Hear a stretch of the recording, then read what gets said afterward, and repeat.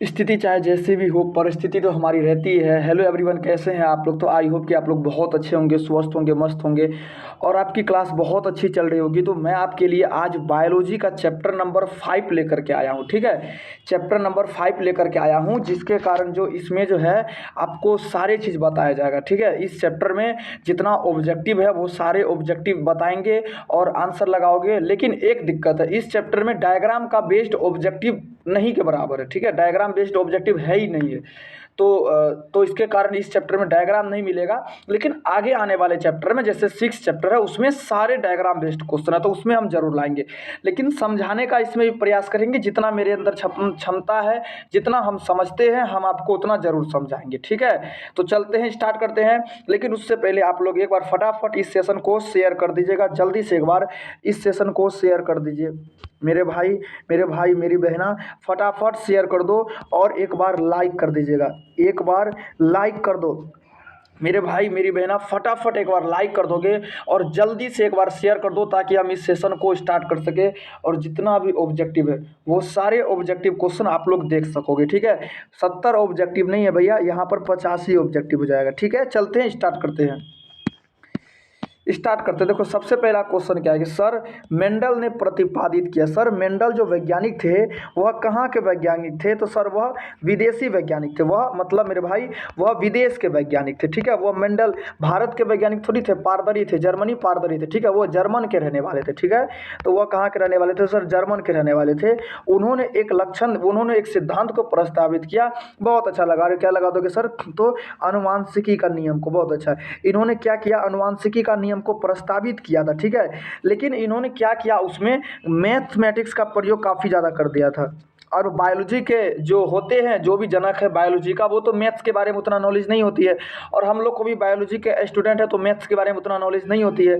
तो ये क्या किए थे, अपने जनक जो अपने सिद्धांत में मैथ्स का इतना ज़्यादा प्रयोग कर दिए थे कि जब तक ये जिंदा रहे, इसके मतलब जो सिद्धांत है उसको मान्यता नहीं दिया गया।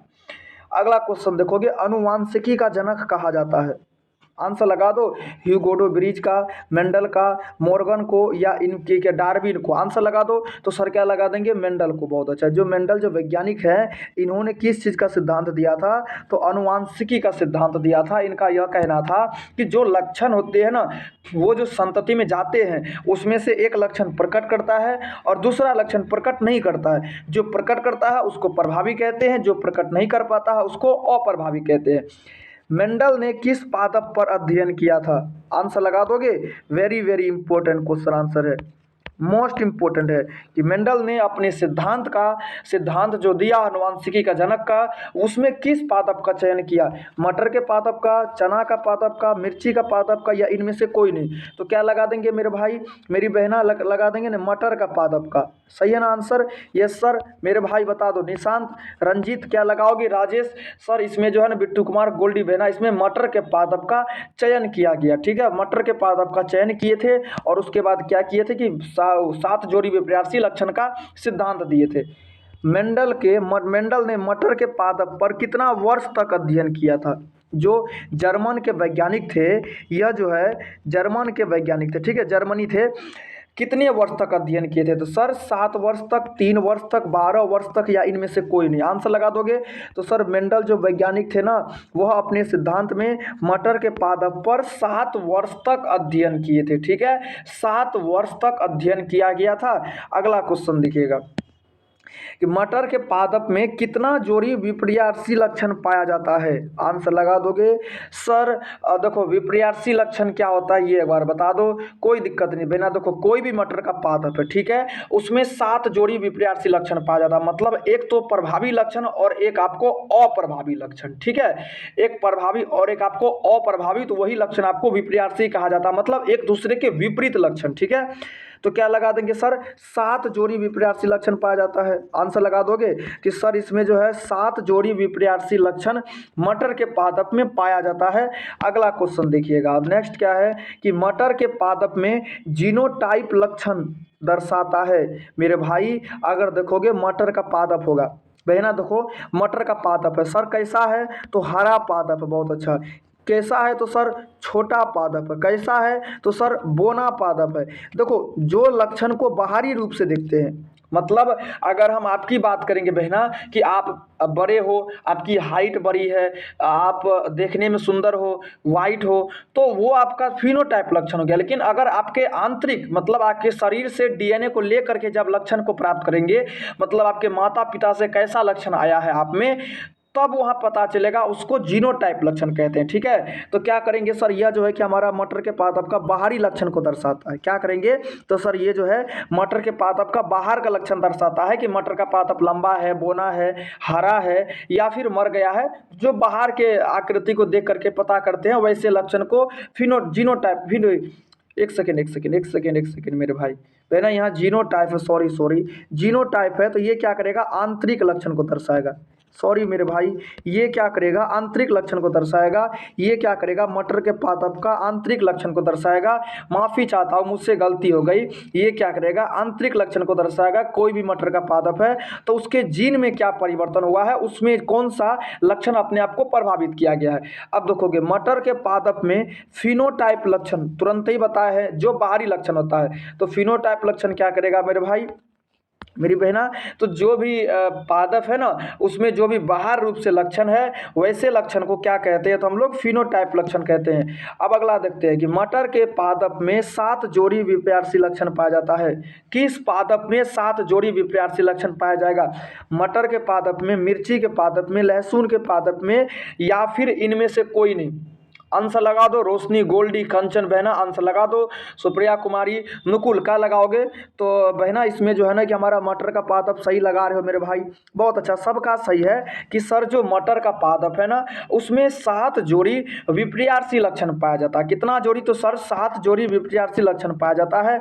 अगला क्वेश्चन देखोगे कि पृथक्करण के सिद्धांत को और क्या कहते हैं, बहुत बहुत इंपॉर्टेंट है ये क्वेश्चन, बहुत इंपॉर्टेंट है कि सर पृथक्करण के सिद्धांत को और क्या कहते हैं। क्या प्रभाविता का नियम कहते हैं, स्वतंत्र अपवहन का नियम कहते हैं, युग्मक की शुद्धता का नियम कहते हैं, या फिर इनमें से कोई नहीं। आंसर लगा दो मेरे भाई, हमारी बहनियाँ आंसर लगा दो, क्या लगाओगे, गोल्डी कुमारी बहना आंसर लगा दो। तो सर इसको जो है ना हम क्या कहते हैं, सर इसको युग्मक शुद्धता का नियम लगाओगे। यस सर, जो अपूर्ण प्रभावी पृथक्करण का नियम है ना, इसको युग्मक शुद्धता का नियम भी कहते हैं, और भी इसको एक नियम कहते हैं, लगा दो आंसर। तो सर इसको वियोजन का नियम भी कहते हैं बहना, क्या कहते हैं सर, तो वियोजन का नियम भी कहा जाता है। क्या लगाओगे सर, वियोजन का नियम भी इसको कहते हैं, पृथक्करण का नियम कहते हैं, युग्मक का शुद्धता का नियम कहते हैं। अगला देखोगे, उपार्जित गुणों के वंशागति सिद्धांत को किसने दिया था। आंसर लगा दोगे कि अर्जित गुण का जो है कि वंशागति सिद्धांत को किसने दिया था, डार्विन ने, लेमार्कवाद ने, क्या डेवरीज ने, या हिकेल ने। आंसर लगा दोगे, तो अर्जित गुणों के वंशागति सिद्धांत आंसर लगा दोगे मेरे भाई। और वैसे ये जो चैप्टर है ना, ये क्वेश्चन आपको चैप्टर नंबर 7 से लिया गया, ठीक है, तो नहीं भी लगाओगे कोई दिक्कत नहीं, वरना तो पता ही है ये दोनों तो होगा नहीं, लेमार्क या डार्विनवाद में होगा, आप लोग लगा दो। अगला क्वेश्चन देखिएगा, अगला क्वेश्चन देखोगे, निम्न में से मेंडल का नियम का क्या अपवाद है। आंसर लगा दो कि सर मेंडलीय नियम का कौन सा अपवाद हो जाएगा, क्या प्रभाविता का नियम, युग्मक शुद्धता का नियम, सहलग्नता का नियम, या फिर स्वतंत्र अपवहन का नियम। तो मेंडल क्या बोले थे कि अगर ये मेल है, अगर ये फीमेल है, या मतलब कोई भी जब एक जोड़ी विपर्यासी लक्षणों के मध्य संकरण कराते हैं, तो क्या होता है कि देखो जो संतति में प्रकट करेगा 2 प्रकार का लक्षण, एक तो प्रभावी एक तो अप्रभावी, ठीक है, ये मेंडल का कहना था। लेकिन भैया ये जो सहलग्नता है, इसका यह कहना है कि अगर ये मेल है और ये फीमेल है, ठीक है, अगर इनसे संतति उत्पन्न हो रहा है, तो इसके अगर गुणसूत्र पर जितना जोड़ी लक्षण है, इसके भी गुणसूत्र पर जितना जोड़ी लक्षण है, वो सभी का सभी संतति में आ जाएगा, चाहे वो प्रभावी हो चाहे वो अप्रभावी हो, टोटल लक्षण आ जाएगा। तो ये भैया मेंडल का अपवाद हो गया। मेंडल कहे थे ना ना भैया ऐसा तो ना हो सकता, तब ये हमारे खिलाफ है, ठीक है। अगला क्वेश्चन देखोगे सर, अब एकल संकर पूर्वज, एकल संकर क्रॉस का जीनोटाइप अनुपात क्या होता है। बहना आपके सामने में निकाल के दिखाते हैं, ये जनक हो गया। यस सर, देखोगे जनक का क्या हो गया, देखो ये क्या हो गया आपको, लंबा पादप हो गया। ये क्या हो गया सर, हमारा बोना पादप हो गया। बहुत अच्छा। जब हम क्या करेंगे, एक लंबा, जब ये दोनों के बीच संकरण कराएंगे तो युग्मक कैसे जाएगा, पता है ना कि सर युग्मक पृथक होता है। मतलब अगर ये 46 है तो 23 जाएगा। बहुत अच्छी बात है। तो यहाँ डबल टी है तो यहाँ कितना जाएगा, अर्धसूत्री विभाजन के पश्चात सर बड़ी टी और छोटी टी निर्माण हो गया। बड़ी टी और छोटी टी, ये क्या हो जाएगा सर, आपको प्रथम पीढ़ी हो गया। अब इसका स्वपरागण कराओ खुद से ही। अब देखो एक सेकेंड मेरे भाई, प्रथम पीढ़ी का स्वपरागण कराओगे। बड़ी टी देखो, बड़ी टी ठीक है, बड़ी टी और छोटी टी, देखो एक बड़ी टी के साथ, एक बड़ी टी, फिर यही बड़ी टी इस छोटी टी के साथ, यही बड़ी टी यही छोटी टी। बहुत अच्छी बात। इस छोटी टी इस बड़ी टी के साथ, एक बड़ी और एक छोटी, फिर ये छोटी इसके साथ, ये क्या निकला सर, 1:2:1। समझ में आया। जब एक जोड़ी विपर्यासी लक्षणों के मध्य संकरण करवाते हैं तो हमारा एकल संकर क्रॉस कहते हैं। 1:2:1 आपके सामने में सिद्ध किए हैं। क्या लगा दोगे, 1:2:1 हो जाएगा। अगला क्वेश्चन देखिएगा कि एकल संकर क्रॉस का फिनोटाइप अनुपात कितना हो जाएगा। अब आंसर लगा दो सर। लक्षण तो हमारा ये आया था, लक्षण तो आपका ये आया था बहना मेरे भाई, क्या बड़ी टी और देखो क्या यह लक्षण आया था। Yes sir. तो देखो सर ये जो लक्षण देख रहे हैं बड़ी टी, ये हमारा क्या हो गया, तो एक प्रकार का लक्षण ये हमारा हो गया जीनोटाइप लक्षण। लेकिन जो अभी हम देखेंगे बाहरी रूप से, ये क्या हो जाएगा सर, हमारा लंबा हो जाएगा। बहुत अच्छा। फिर ये तीनों क्या हो जाएगा, हमारा बोना हो जाएगा। क्या लगा दोगे, यह तीनों हमारा बोना हो जाएगा, तो 3:1 हो जाएगा। क्या लगाओगे, तो सर हमारा जो है कि 3:1, यह लक्षण बिल्कुल सही हो जाएगा, फिनोटाइप लक्षण। अगला क्वेश्चन देखोगे कि द्विसंकर क्रॉस का फिनोटाइप लक्षण क्या हो जाएगा। आंसर लगा दो, क्या 1:2:1 हो जाएगा, 3:1 हो जाएगा, या 9:3:3 का 1 हो जाएगा, या फिर 2:1 हो जाएगा। तो फिनोटाइप लक्षण में क्या होता है कि जब दो जोड़ी विपर्यासी लक्षणों के मध्य, मतलब अगर हम बीज लेते हैं तो बीज का रंग और आकार हो गया, और एक अगर बीज लेते हैं तो गोलाकार झुर्रीदार हो जाएगा। तो क्या लगा देंगे, बीज का एक आकार पर एक बीज का रंग पर जब करवाएंगे तो वैसे संकर पूर्वज क्रॉस को द्विसंकर पूर्वज क्रॉस कहते हैं। और 9:3:3:1 हो जाएगा। अगला क्वेश्चन देखिएगा। अब नेक्स्ट क्या देखोगे, F2 संतति। क्वेश्चन क्या है भैया, देखोगे कि सर F2 संतति का बाह्य लक्षण अनुपात अपूर्ण प्रभाविता की स्थिति में क्या दर्शाता है। आंसर लगा दोगे, जब दूसरा पीढ़ी हो जाएगा तो उसका जो लक्षण है अपूर्ण प्रभाविता की स्थिति में क्या दर्शाएगा, तो सर 1:2:1 दर्शाएगा। 1:2:1 यही दर्शाएगा ना, 1:2:1 यही दर्शाता है। अगला क्वेश्चन देखोगे कि मानव के ब्लड ग्रुप ए बी क्या है। जब देखो ब्लड ग्रुप ए है, ये रेड सर, क्या भैया, ये आरबीसी है। बहुत अच्छी बात है। तो इस पर कोई भी एंटीबॉडी नहीं पाया जाएगा। क्या लगा दोगे कि ब्लड ग्रुप ए बी, अगर ये ब्लड ग्रुप ए बी है, देखो ब्लड ग्रुप ए बी है, ठीक है, इस पर जो है भैया इसके खिलाफ कोई भी एंटीबॉडी नहीं पाया जाएगा। ठीक है, इसके खिलाफ कोई भी एंटीबॉडी नहीं पाया जाएगा। एंटीजन उपस्थित रहता है लेकिन एंटीबॉडी इसमें अनुपस्थित रहता है। क्या लगा दोगे, ब्लड ग्रुप ए में एंटीबॉडी अनुपस्थित रहता है। अगला क्वेश्चन देखोगे कि मनुष्य में मात्रात्मक लक्षण का उदाहरण है। आंसर लगा दोगे, मनुष्य में यह प्रकार यह कैसा है, तो सर यह एक प्रकार का आपको जीनी विकार है। ठीक है, अब सर मात्रात्मक लक्षण का उदाहरण क्या हो जाएगा, तो सर हमारा क्या हो जाएगा, त्वचा का रंग। आंसर लगा दोगे बहना, त्वचा का रंग जो है ना सर, यह हमारा मात्रात्मक लक्षण का उदाहरण हो जाएगा। अगला देखोगे, एक जीन के विभिन्न रूपों को क्या कहते हैं। मतलब एक ही जीन है, मतलब वो चाहे लंबा का हो चाहे बोना का हो। देखो अगर ये बड़ी टी है, यह कैसा जीन है सर, यह लंबा का, ये प्रभावी जीन है। इसके बहुत सारे युग्म विकल्पी, ये अपना बहुत सारे कॉपी करेंगे। तो क्या पूरक जीन कहते हैं, युग्म विकल्पी कहते हैं, संपूरक जीन कहते हैं, या विषम युग्मनज कहते हैं। क्या लगा देंगे सर, युग्म विकल्पी कहते हैं। लगा दोगे, एक ही जीन का विभिन्न रूपों को युग्म विकल्पी कहते हैं। भैया अगला क्वेश्चन देखिएगा, एक जीन जोड़ा दूसरे जीन के जोड़े को दबा देता है, उस घटना को क्या कहते हैं। एपिस्टेटिस, प्रभाविता, या उत्परिवर्तन, या इनमें से कोई नहीं। जब एक ही जीन, देखो जब एक जीन बड़ी टी और छोटी टी क्या है, तो सर इसमें हमारा क्या हो जाएगा, देखो सर ये क्या है, ये हमारा लंबा है। बहुत अच्छी बात है, ये क्या है तो सर हमारा बोना है। लेकिन अगर देखो लंबा और बोना दोनों है, लेकिन अगर हम बड़ी टी और छोटी टी लिखते हैं तो हमारा क्या आता है सर, यहाँ पर लंबा आता है। मतलब ये जो है बोना को छिपा दिया तो क्या लगा देंगे सर, इसको एपिस्टेटिस कहते हैं। समझ में आया? मतलब देखो अगर ये बड़ी टी अगर ये छोटी टी है तो इसको क्या कहते हैं सर, प्रभाविता कहते हैं। बहुत अच्छी बात है। जबकि इसमें क्या है, बोना भी है अप्रभावी भी है, लेकिन प्रभावी मतलब ये बड़ी टी जो है ये छोटी टी का लक्षण को दबा दिया तो इसको एपिस्टेटिस कहते हैं। ठीक है, मतलब जब एक जीन दूसरे जीन के जोड़े के घटना को दबा देता है भैया तो उस घटना को क्या कहते हैं मेरे भाई हमारी बहना, तो क्या कहते हैं उसको हम लोग एपिस्टेटिस कहते हैं। ठीक है, अगला क्वेश्चन देखते हैं। मनुष्य में ब्लड ग्रुप ए में blood group A B O क्या दर्शाता है? Blood group A B O, blood group A B O जो है सर ये क्या दर्शाता है? तो देखो ब्लड ग्रुप ओ भी अपने आप को व्यक्त करता है, ठीक है, लेकिन ब्लड ग्रुप ए भी व्यक्त करता है और ब्लड ग्रुप ओ भी। तो देखो अब पूर्ण प्रभाविता, बहु एलील सह प्रभाविता या फिर दोनों।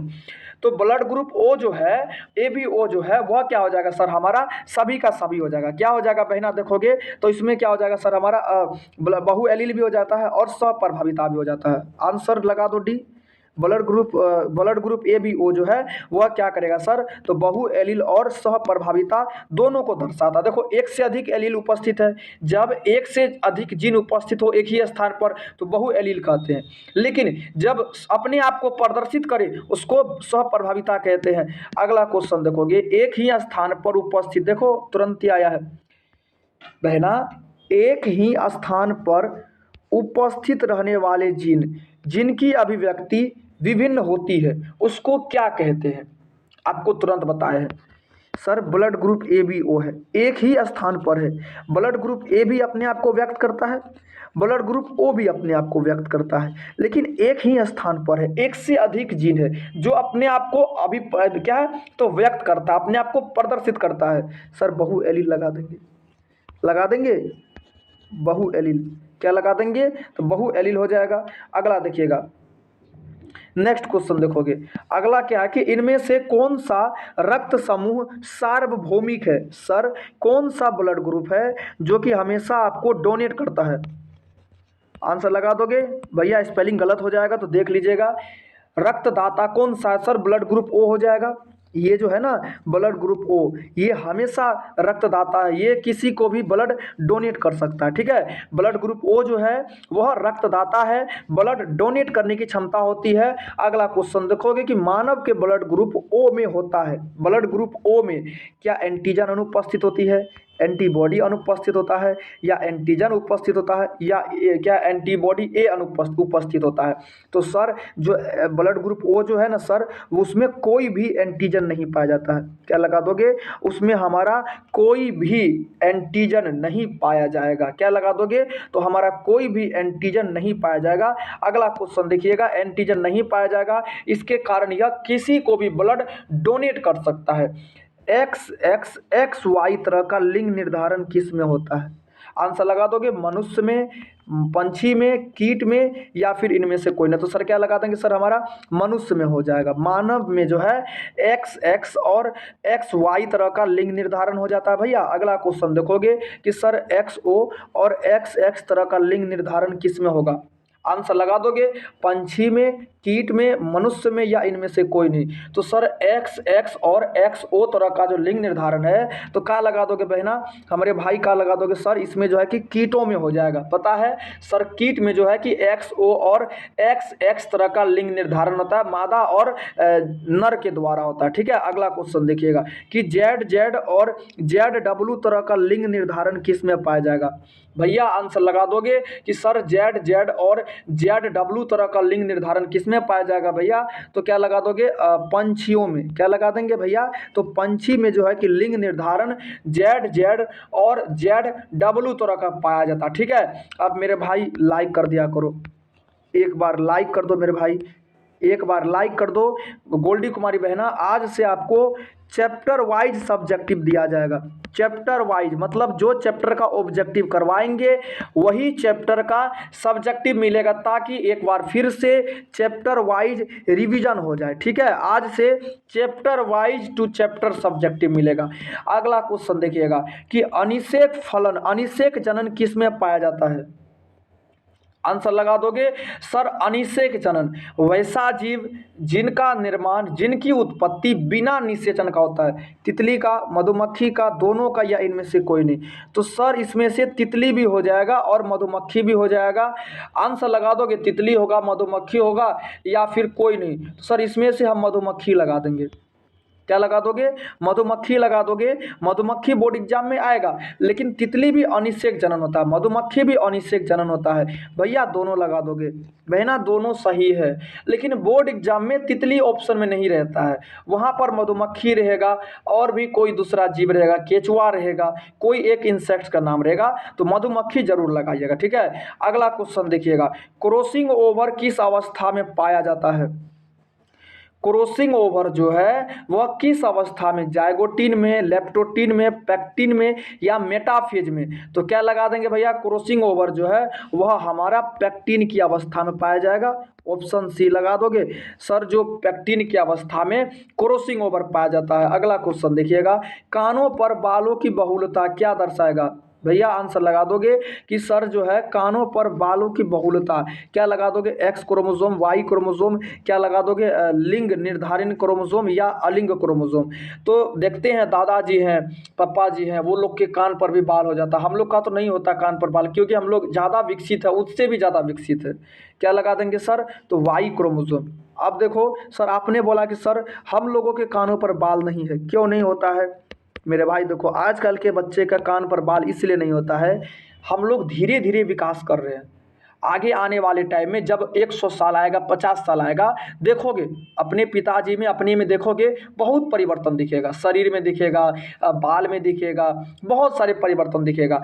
मतलब जो विकास है एक निरंतर धीमी गति से चलने वाली विकास है, ठीक है, जो तुरंत नहीं दिखती है, लेकिन बहुत दिनों बाद जरूर दिखती है।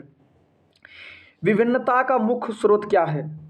समसूत्री विभाजन, उत्परिवर्तन, अर्थसूत्री विभाजन, या इनमें से कोई नहीं? तो सर विभिन्नता जो आती है बहुत सारे जीवों में, निषेचन के पश्चात जो विभिन्न होती है वो उत्परिवर्तन। क्या लगा दोगे? तो सर उसके जब डीएनए में किसी तरह का खराबी हो जाएगा, जब उसका आनुवांशिकी पदार्थ में किसी तरह का खराबी हो जाएगा, तो उत्परिवर्तन दोष उत्पन्न होता है, ठीक है। आंसर लगा दोगे बी। अगला देखिएगा, निम्नलिखित में से मेंडलिया विकार का उदाहरण है? आंसर लगा दो हमरे भाई, हमारी बहनियाँ। क्या लगा दोगे? तो सर मेंडलिया विकार का जो उदाहरण हो जाएगा ना, क्या लगा दोगे? Haemophilia, down syndrome, Turner syndrome, या इनमें से क्लाइनफेल्टर सिंड्रोम। तो लगा दो सर, हमारा जो है एक ही हो जाएगा। हीमोफीलिया कैसा है? तो सर जो हीमोफीलिया जो है वह आपको मेंडलिया विकार है, और इस रोग में ग्रसित व्यक्ति के शरीर में ब्लड का क्लोटिंग नहीं हो पाता, ठीक है। अगला क्वेश्चन देखोगे सर, निम्नलिखित में से गुणसूत्री विकार है? आंसर लगा दोगे सर, गुणसूत्री विकार कौन सा है? जब गुणसूत्र के पदार्थ में संख्या में कमी होगा या फिर अधिकता होगा, जब गुणसूत्र की संख्या में कमी या फिर अधिकता होता है उसके कारण उत्पन्न होता है। सर डाउन सिंड्रोम बहुत अच्छा, क्लाइनफेल्टर सिंड्रोम बहना बहुत अच्छा, टर्नर सिंड्रोम बहुत अच्छा। सर इनमें से सभी, ये जो है तीन, मात्र तीन ही रोग है गुणसूत्री विकार का, डाउन सिंड्रोम, क्लाइनफेल्टर सिंड्रोम और टर्नर सिंड्रोम। अगला क्वेश्चन देखिएगा, नेक्स्ट क्या है, किस रोग में रक्त का थक्का नहीं हो पाता है? वह कौन सी बीमारी है, वह कौन सा रोग है जिसमें मनुष्य के शरीर में ब्लड का थक्का नहीं हो पाता है? वर्णदता हीमोफीलिया, वर्णदता सिकल सेल एनीमिया, या फिर डाउन सिंड्रोम। तो क्या लगा देंगे सर, जो है कि हमारा हीमोफीलिया में लगा देंगे ना। हीमोफीलिया जो रोग है ना, उसमें किसी भी प्रकार के ब्लड का थक्का नहीं होता है, ब्लड का क्लोटिंग नहीं होता है। अगला क्वेश्चन देखोगे, किस रोग में रक्त का आकार सिक्कल जैसा हो जाता है? कौन सा वह रोग है, कौन सा वह रोग है जिसमें ब्लड का आकार जो है वह सिक्कल सेल जैसा हो जाता है? तो सिक्कल सेल एनीमिया। आंसर तो सही है ना मेरे भाई, बहुत अच्छा। इसमें जो ब्लड का आकार जो है वह कुछ इस तरह का हो जाता है, ठीक है, ब्लड का आकार कुछ इस तरह का हो जाता है, ठीक है, उसमें जो है ना कि ब्लड का आकार कुछ इस तरह का हो जाता है, सिक्कल सेल एनीमिया। अगला क्वेश्चन देखोगे, वर्णधता से ग्रसित, क्या है, वर्णधता रोग से ग्रसित व्यक्ति किस रंग को पहचानने में असमर्थ होता है? आंसर लगा दोगे, ये आँखों से प्रॉब्लम है, लाल और हरा, लाल और पीला, काला और लाल, या इनमें से कोई नहीं। आंसर लगा दो भैया। तो लाल और हरा रंग को पहचानने में असमर्थ होता है। लगा दोगे, लाल और हरा रंग को पहचानने में असमर्थ होता है वर्णतंत्र रोग से ग्रसित व्यक्ति। आंसर क्या लगा दोगे? ए लगा दो।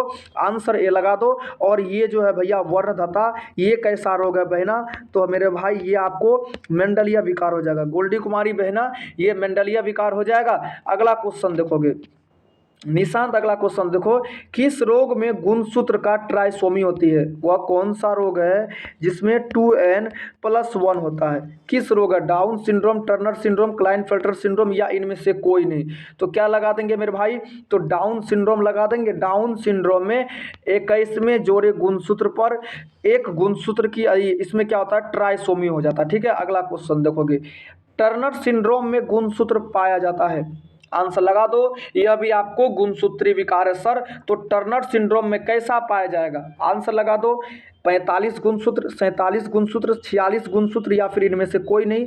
तो हमारा कितना पाया जाएगा? टर्नर में हमारा 45 गुणसूत्र, क्योंकि सर इसमें जो है एक एक्स लिंग गुणसूत्रों की कमी हो जाती है। तो एक्स एक्स और क्या लगा दोगे? XO।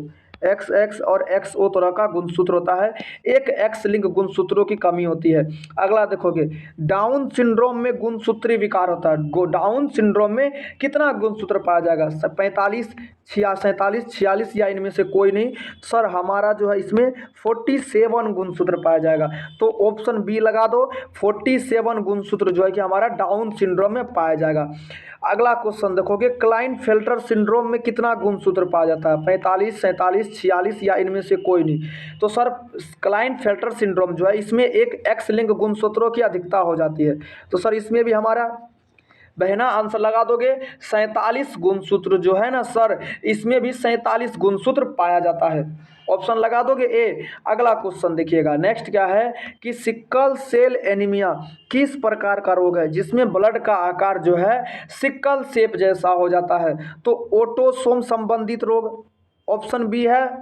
निशांत, राजेश, रंजित, हमारे भाई बहनिया, ऑप्शन बी है। अगला क्वेश्चन देखिएगा, दात्र कोशिका आरक्ता क्या दर्शाता है? दात्र कोशिका आरक्ता एक प्रकार का रोग है, मेंडलिया रोग है।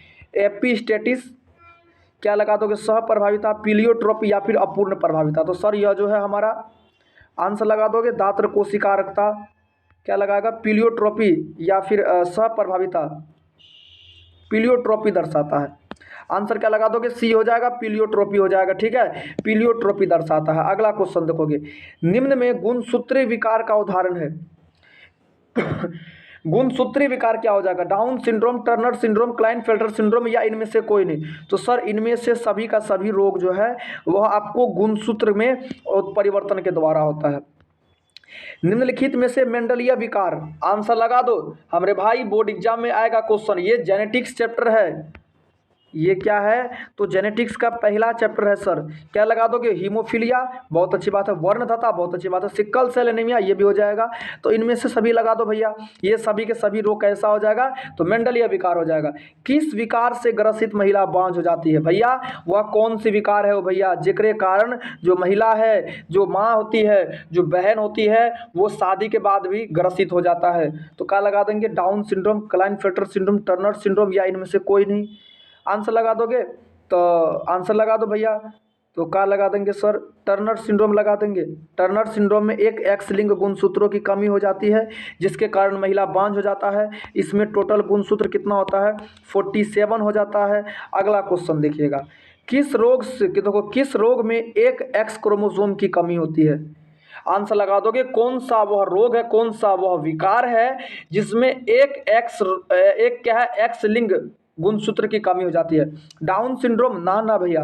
क्लाइनफेल्टर सिंड्रोम नहीं। क्या लगा दोगे? टर्नर सिंड्रोम हो जाएगा।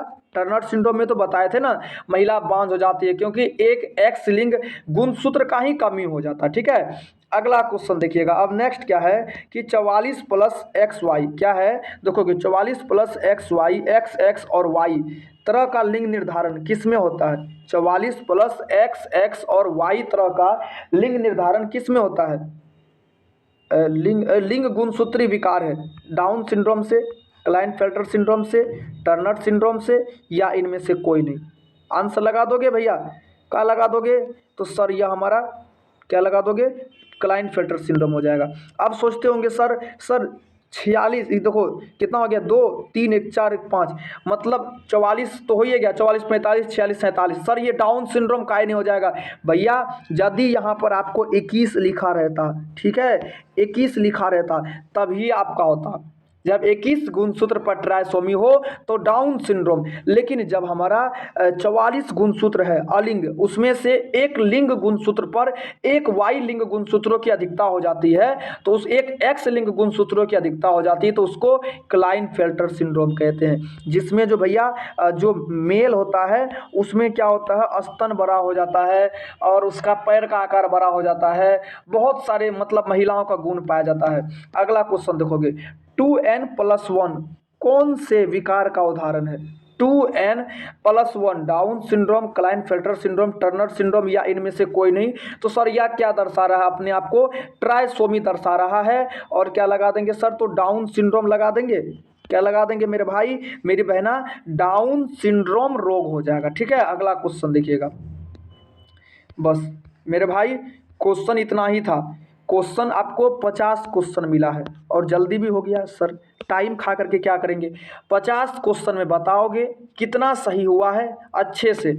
अब चलते हैं सब्जेक्टिव की तरफ। बहना बोले थे लड़ पाओगे लड़ लेना। कुंदन मेरे भाई आंसर कभी नहीं लिख करके भेजते हो, क्लास में होगे तो सुन जरूर लोगे, क्लास में आंसर कभी नहीं लिख करके भेजते हो, ना तो क्लास करते हो। मेरे भाई जहाँ भी पढ़ाई करते हो वहाँ पढ़ाई करो, लेकिन मेहनत करो, अब टाइम बहुत कम है। जीन अभियांत्रिकी क्या है? जीन अभियांत्रिकी को परिभाषित करें। 2 मार्क्स का प्रश्न आता है। अम्लीय वर्षा क्या है? इसका प्रभाव को लिखे। अम्लीय वर्षा क्या होता है? जब वर्षा जल में पीएच मान 7 पॉइंट से ज़्यादा हो जाता है तो उसको अम्लीय वर्षा कहते हैं। यूक्रोमेटिन और हेटेरोक्रोमेटिन में क्या अंतर होता है? लिखोगे, 2 मार्क्स का आता है, जेनेटिक्स का क्वेश्चन है। हीमोफीलिया रोग को परिभाषित करें। अभी तुरंत बताए थे मेंडलीय विकार है। मनुष्य के शरीर में रक्त का थक्का नहीं हो पाता है। सिक्कल सेल एनीमिया किस प्रकार का रोग है? तो ब्लड के जो ब्लड का आकार होता है वह सिक्कल सेल जैसा होता है। नहीं इतना जल्दी सर हो गया, कैसे बोलते हो कि सर हो गया? देखो बहना अब और क्वेश्चन है, देखोगे अभी कहाँ हुआ है। गुणसूत्री विकार को परिभाषित करें और इसके प्रकार को लिखे। ठीक है, 3 प्रकार के होते हैं, down syndrome, Turner syndrome, Klinefelter syndrome. अगर आता है गुणसूत्री विकार क्या है? मनुष्य के शरीर के अंदर या जीव के शरीर के अंदर आनुवांशिक पदार्थ डीएनए में गुणसूत्र की संख्या में अधिक या कम के कारण उत्पन्न दोष को गुणसूत्री दोष कहते हैं। वर्णधता रोग से आप क्या समझते हैं? इसका लक्षण को लिखे। इसमें व्यक्ति हरा और लाल रंग को पहचानने में असमर्थ रहता है। मेंडल के प्रभाविता के नियम को लिखे। मेंडल के प्रभाविता का नियम क्या है? अपूर्ण प्रभाविता तथा सप्रभाविता में सप्रभाविता दोनों को अलग लिखोगे, परिभाषित करें। Down syndrome, Turner syndrome, Klinefelter syndrome को परिभाषित करें। तीनों को परिभाषित करोगे। ठीक है, अगला क्वेश्चन चलते हैं। परीक्षण संकर पूर्वज क्रॉस क्या है कि सर परीक्षण संकर क्रॉस को परिभाषित करें, जिसको क्या कहते हैं? Back cross. सहलग्नता के नियम को परिभाषित करें। ठीक है, तुरंत बताए हैं। संकर पूर्वज क्रॉस को परिभाषित करें, जिसको क्या कहते हैं? Test cross. बैक क्रॉस और टेस्ट क्रॉस कहते हैं। लिंग निर्धारण से आप क्या समझते हैं? लिंग निर्धारण को परिभाषित करें। अगला देखिएगा, अभी और है, छोड़ेंगे थोड़ी। पृथक्करण के नियम को परिभाषित करें, जिसको वियोजन का नियम भी कहते हैं। ठीक है, अगला देखोगे, जीन विनिमय से आप क्या समझते हैं? जीन विनिमय से आप क्या समझते हैं? परिभाषित करें। मानव में लिंग निर्धारण, पंछी में लिंग निर्धारण, चिड़िया में लिंग निर्धारण को परिभाषित करें। ठीक है, देखो 1 2 3 4 5 क्वेश्चन यहाँ हुआ, 5 6 7 8 9 हुआ। अगला देखोगे 9 के बाद 10 11 12 13 14 हो गया, 15 हो गया, 16 हो गया, 16 हो गया। 16 के बाद देखते हैं कितना क्वेश्चन है। 16 के बाद देखोगे 17 18 19 20 21, मतलब टोटल आपको 21 सब्जेक्टिव क्वेश्चन बायोलॉजी में दिया गया है। और अच्छे से हमारी बहना गोल्डी कुमारी, रोशनी कुमारी और रानी खुशी कुमारी तो मैथ से बहना, और कंचन कुमारी बहना बहुत अच्छे तैयारी कर रहे हो, डेली आंसर लिख करके भेजते हो। और बिट्टू कुमार भाई आंसर लिख करके भेजोगे, और निशांत भेजते हो, मैं आपका चेक कर दूंगा, ठीक है। आंसर को लिख करके भेजोगे। मस्त रहो, स्वस्थ रहो और अपना पढ़ाई करते रहो। अब आपको चैप्टर वाइज सब्जेक्टिव चलेगा, मतलब जिस तरह चैप्टर वाइज ऑब्जेक्टिव हो रही थी, ठीक उसी तरह चैप्टर वाइज सब्जेक्टिव भी करवा दो सर, ठीक है। तो धन्यवाद।